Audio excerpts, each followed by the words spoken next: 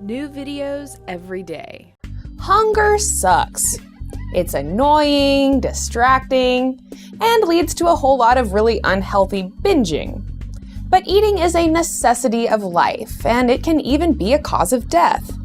In 2010, it was estimated that 925 million people were going hungry. But most Americans are actually dying due to overeating.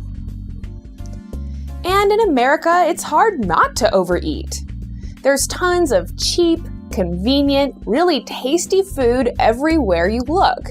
And trust me, the food companies selling that food had every intention of you getting hooked on the food and on the convenience. The hardest time to make a healthy choice is when we're really hungry. So if we can learn to control our hunger rather than being controlled by our hunger, we stand a chance at losing weight and not being completely miserable. So let me tell you how. The first thing to think about is why we get hungry in the first place. Our bodies require energy, and they also require nutrients, things like water, micronutrients, macronutrients, fiber, etc. These nutrients are needed to facilitate the body's functions and metabolic processes. And these nutrients are also used as the building blocks for creating new parts of your body. And your body has a built-in craving and hunger mechanism that helps tell your brain exactly which nutrient you're needing. But eating junk foods can throw this mechanism out of whack, so you're actually craving junk foods and not craving the foods you actually need. We explain this mechanism in further detail in a related video, but the key thing to understand is that once you start eating healthy foods, that craving mechanism can get back in line, and before long you'll be craving the healthy foods and you'll stop craving the junk.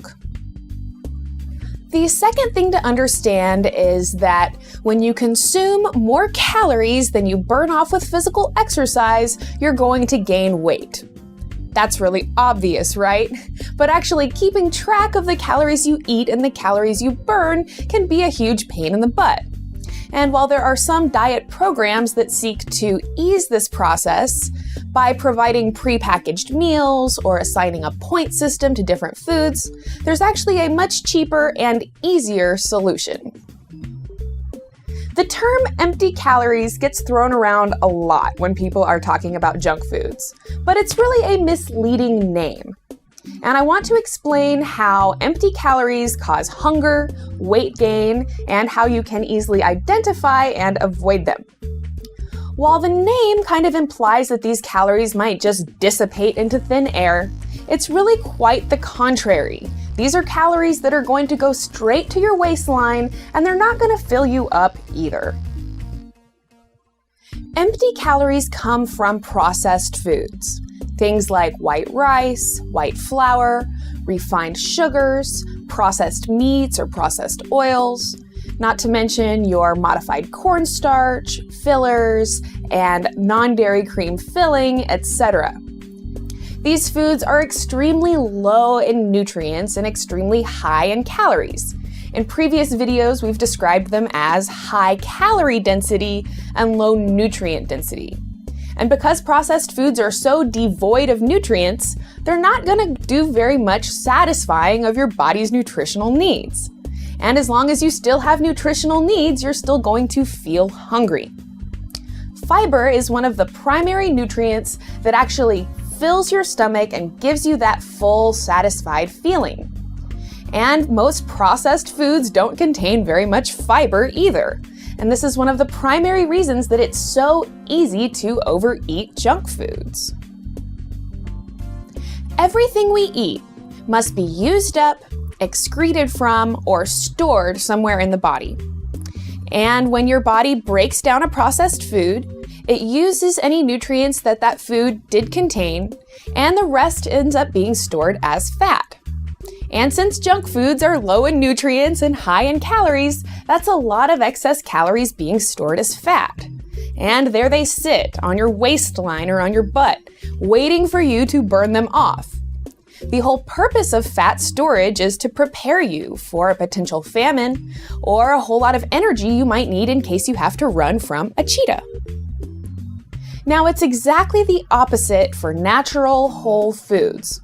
These foods are high nutrient density and low calorie density. And because they contain so many nutrients, they're really going to satisfy a lot of your body's nutritional needs. And since there's not too many excess calories, that's a lot less excess fat storage. And because these foods are also really high in fiber, that will also serve to help fill you up and give you that full, satisfied feeling that helps you stop eating. In fact, I would challenge someone to eat 1,500 calories worth of vegetables.